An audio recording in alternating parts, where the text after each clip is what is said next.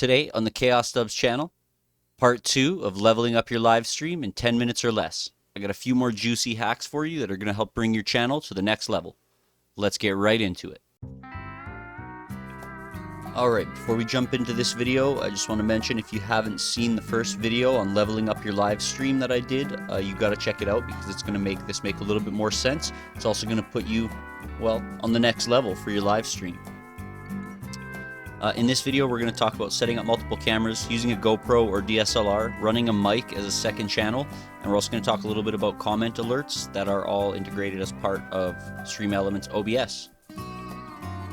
So, first of all, there's a few things to consider when you decide that you want to move from one camera to more than one camera, and those things are along the lines of why do you want to move to a second camera? Are you just looking for a second scene, like a second angle, or are you trying to do something that's a little bit more in-depth, maybe like, an up-close view while you're also doing a facial view?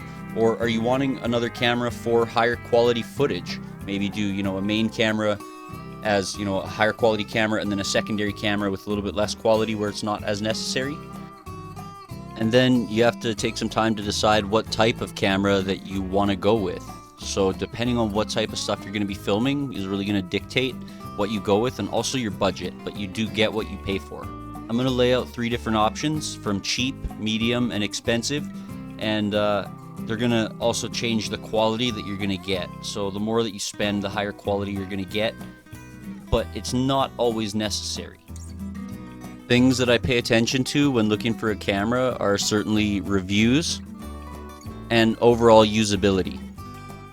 Another thing you need to consider before actually making your choice for a camera is what type of lighting conditions are you going to be shooting in.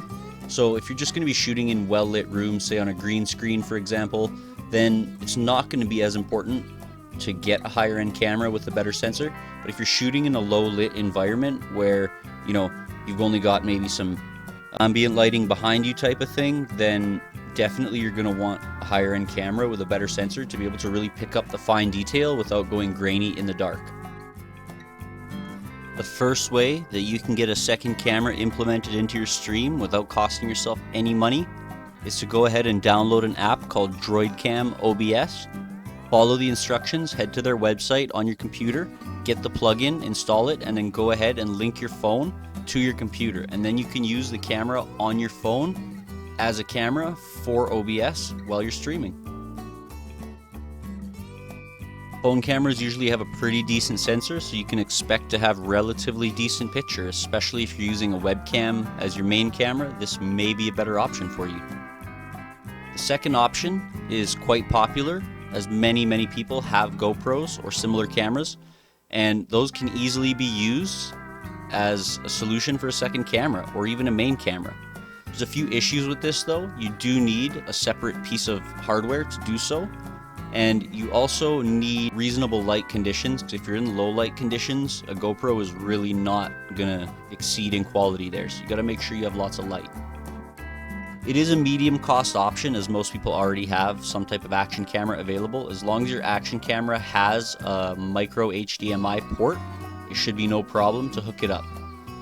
The hardware that you need, you're going to need a HDMI to micro HDMI cable, and usually 10 plus feet is good because you don't know exactly where your camera is going to be set up, so you want to have some flexibility there. You're also going to need a capture card like this one here on the screen. They can be found on Amazon for as low as $20 depending on the model. Some go a little bit higher, but you don't need to spend hundreds of dollars on an Elgato to get decent performance and a second camera running. This is also a way that you can run DSLR cameras or any other type of camera that you have that has a micro HDMI output. Which brings me to the third option, and it is a camera that is much higher end than a GoPro. It's called a Sony ZV-1, so it is going to cost you a pretty penny. They're around $800 Canadian, roughly. But it's honestly the best camera that you can use for streaming, whether you're doing 4K, 1080p. This isn't a plug for a Sony ZV-1 by any means, but if you want a high quality option that's easy, portable, and it really does all the work for you, definitely check out the ZV-1. I can't recommend it enough. Now there's one important thing to note when you're using multiple camera sources, especially when you're using multiple capture cards. Alright, so I added a camera, and you'll see here, if you bring this up, you can see the USB video.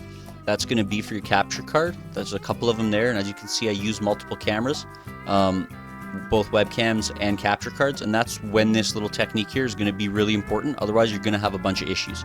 So you can switch to whatever you like, but when you're on the USB videos using a capture card, you got to make sure you enable this deactivate when not showing.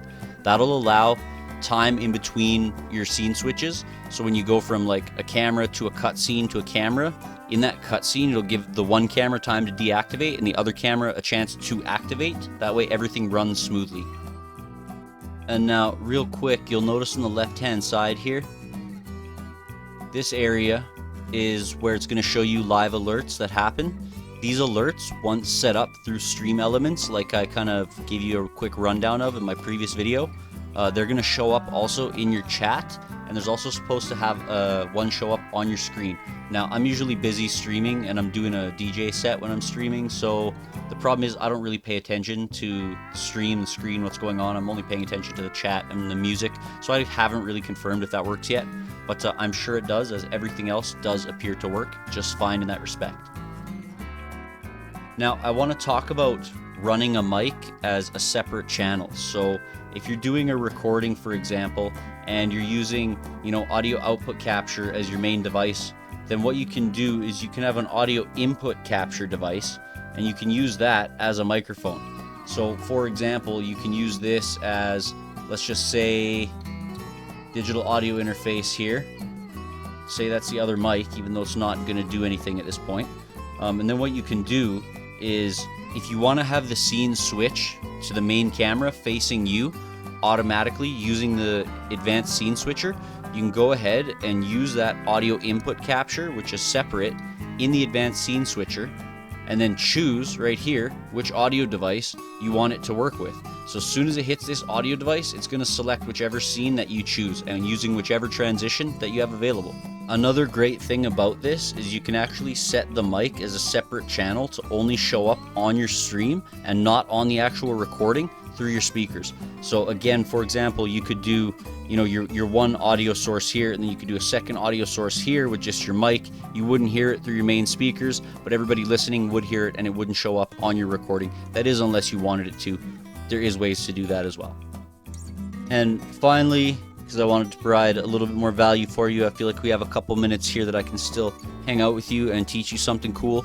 If you want to create new transitions, it's really easy to do, and it's going to really improve your stream rather than just having 2 or 3 basic transitions. So my favorites are the Luma Wipe. You can go ahead and click this bar down here, hit add Luma Wipe. You can enter whatever name you want. I'm just going to call it Luma Wipe 1. And then from here you can choose from a whole different list of different transitions. So we can go ahead and preview the transition. You got blinds, squares, all different kinds of stuff. And it really adds to your stream. You can really add some flair to it there. So once you pick one, say we pick this strips horizontal, nothing special, you can choose the softness, you hit OK, bang, now we got the Luma Wipe that you just named right there. So you can use that in your transitions, both in your automatic scene switcher, and just by clicking on them here, you will auto transition. Or you would at least change to this transition, and then for example, if you're in studio mode and you hit transition, it will use that transition that you just selected. You can also add different kinds of swipes. There's not a whole lot of options there. And stingers are another cool one. You can add a video file here to lay over as a transition and choose a whole bunch of options. There are stinger files that you can find for free online. Those also work pretty good. And you can also fade to color. So you can select the color and basically how you want it to fade.